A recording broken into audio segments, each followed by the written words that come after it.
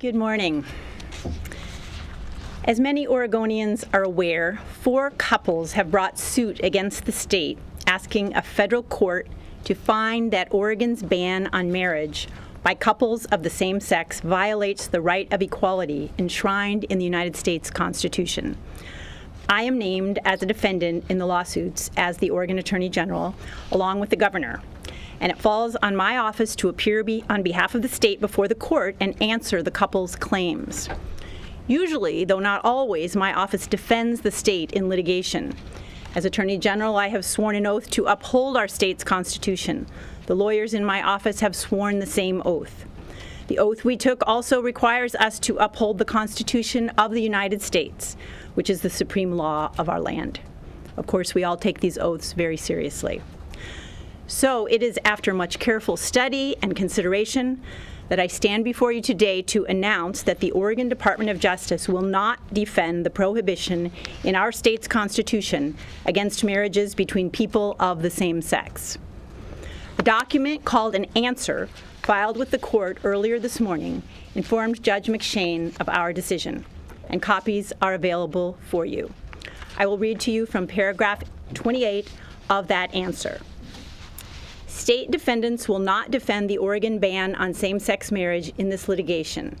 Rather, they will take the position in their summary judgment briefing that the ban cannot withstand a federal constitutional challenge under any standard of review. In the meantime, as the state defendants are legally obligated to enforce the Oregon Constitution's ban on same-sex marriage, they will continue to do so unless and until this court grants the relief sought by the plaintiffs. Because our office also represents the people of Oregon, a brief explanation is in order. The Equal Protection Clause of the United States Constitution gives people the right to be treated equally by their government, unless there's a good reason for unequal treatment. That is, any time the government establishes different sets of rules or laws for different sets of people, there must at least be what the law calls a rational basis for those differences. The law in this area is developing, and it is now clear that there is no rational basis for Oregon to refuse to honor the commitments made by same-sex couples in the same way it honors the commitments of opposite-sex couples.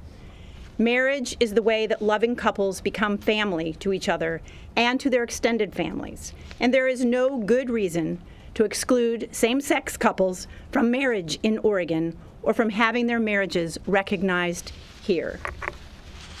Because we cannot identify a valid reason for the state to prevent the couples who have filed these lawsuits from marrying in Oregon, we find ourselves unable to stand before Judge McShane to defend the state's prohibition against marriages between 2 men or 2 women. We will be explaining our legal reasoning to Judge McShane as this case proceeds. Those of you who are interested will be more than welcome to review our pleadings as they are filed, and we have brought with us today copies of those answers that I mentioned and read from to you. Legal papers that are due by April will fully address our analysis and that of the other parties in the 2 cases that are now consolidated. Thank you.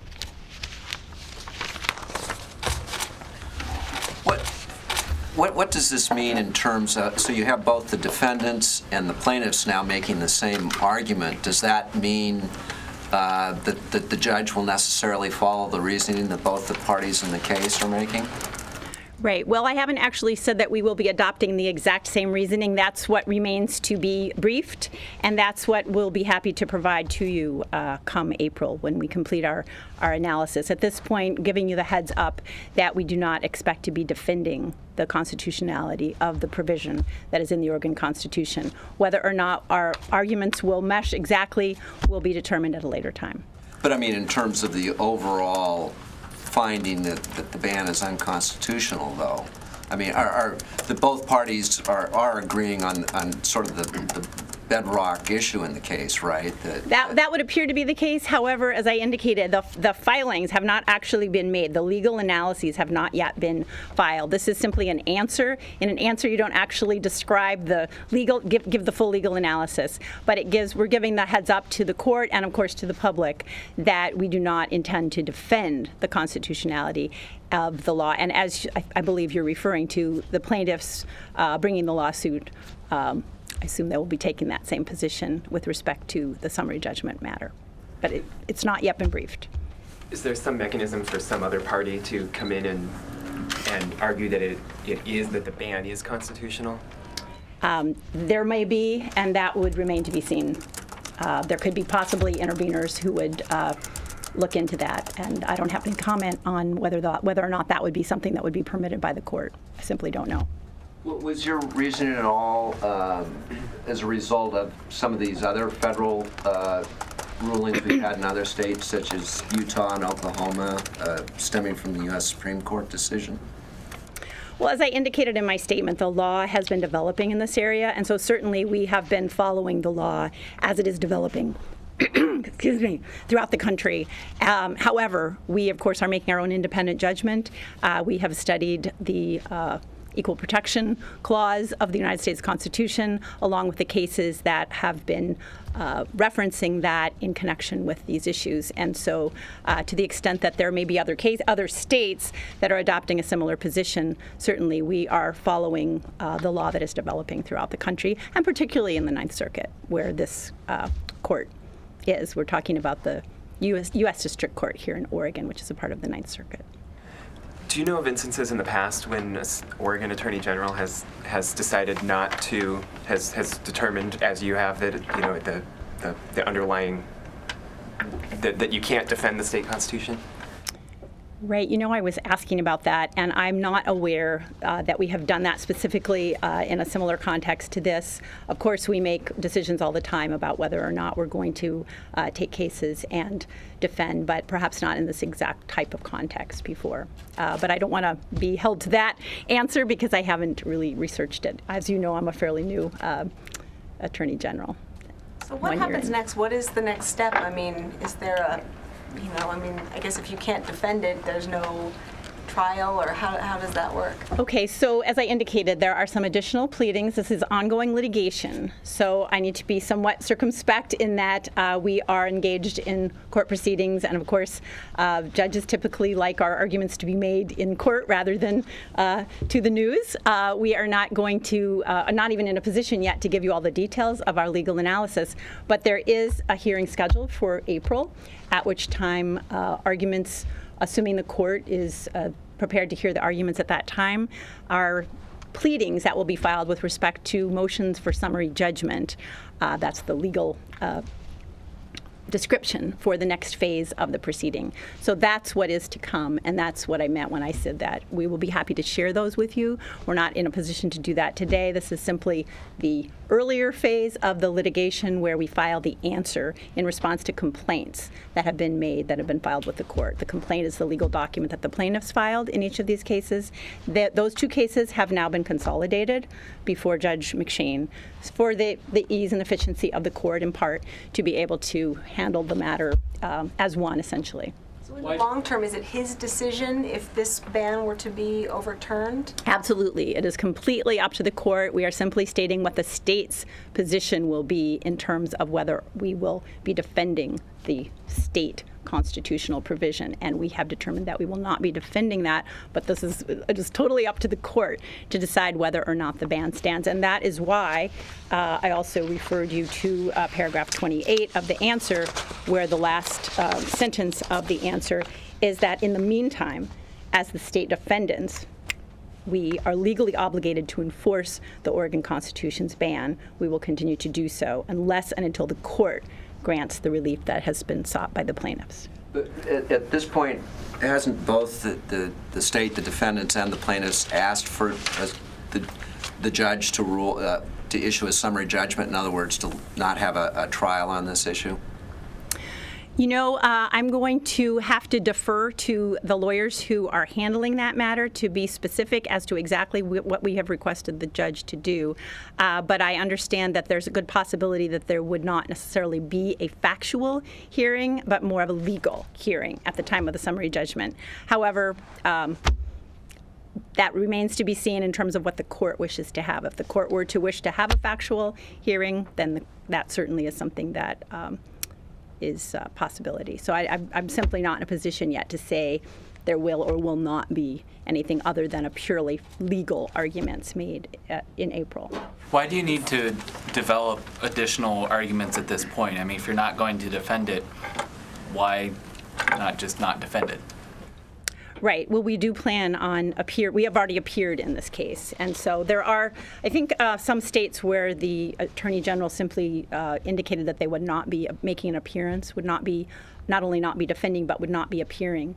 We are taking a little bit different tack here, whereby we do intend to make arguments and to present a legal analysis to the court regarding our position that I've indicated to you today. So that's a strategic decision, you might say, on our part. You're arguing that it's unconstitutional, or you will have to argue in favor of your decision not to defend the Constitution. Are you going to argue that the gay marriage ban is itself unconstitutional? Right. At this time, I am not in a position to tell you exactly what our arguments are going to be. That is what I have, and I apologize for that, but I wanted to be, to give you the opportunity now to know that we will not be defending the constitutionality of the Oregon Constitution based upon the United States Constitution, which is, as I indicated, the supreme law of the land. As far as the specific arguments that we'll be making in that regard, simply not in a position yet to share that with you. Why did you make the strategic decision to continue to appear in the case rather than, as you say, in some states where the Attorney General just totally steps aside? Right. We feel we have something to contribute to the court in this case, and hopefully that will be correct determination when you read what we have to present to the court at a later date. So big picture, do you think this, I mean, is today this decision sort of the catalyst to same-sex marriage in Oregon? I mean, is these lawsuits the turning point for this issue? Well, of course, we're a party to the lawsuit. We're the state, and typically, as I said, the state would defend the constitutionality of a provision of its constitution, except where we believe that we cannot do so, and that is the case here. We do not believe that there is a good reason or a rational basis for the differences that are currently enshrined in our state constitution. And so for that reason, we have decided that we cannot defend that law. That does not mean that that will be the ultimate outcome of this case. The ultimate outcome will be determined by the court. Will the state, you said you'll still be developing legal pleadings, will the state at some point give guidance to the judge on whether, if he does strike down the constitutional provision, whether that should be stayed until further review or whether it should immediately take effect in the state? In other words, the ban goes away and same-sex marriage would be allowed? Right. Well, we'll weigh in to the extent that the court wishes to have argument on those matters, certainly. To what extent, I mean, is this purely 100% a legal analysis? To what extent does your personal opinion about, the merits of the gay marriage ban play into the way you've decided to go on this?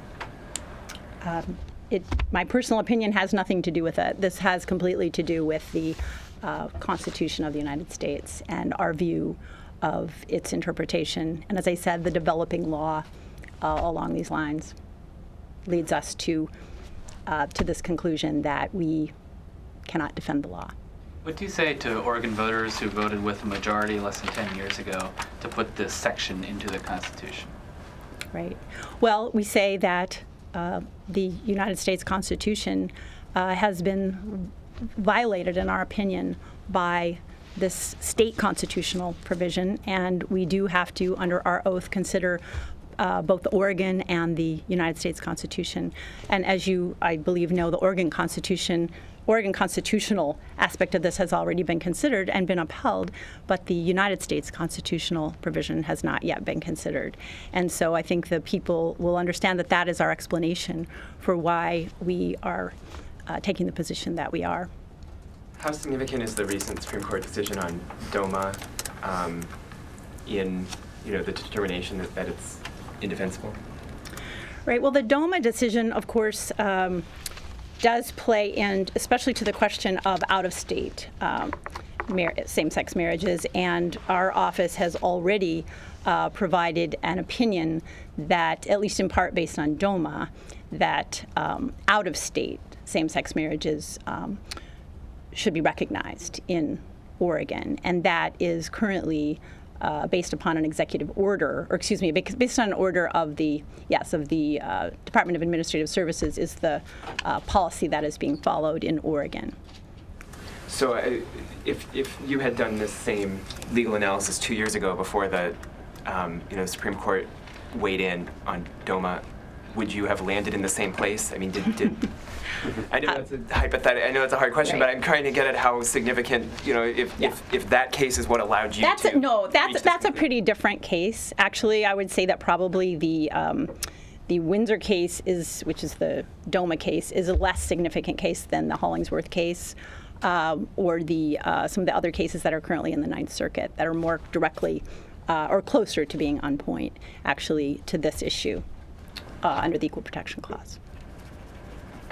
But again, we haven't done our full analysis yet, so I'm just anticipating in trying to respond to your question that probably the DOMA case is less directly significant than some of these other cases.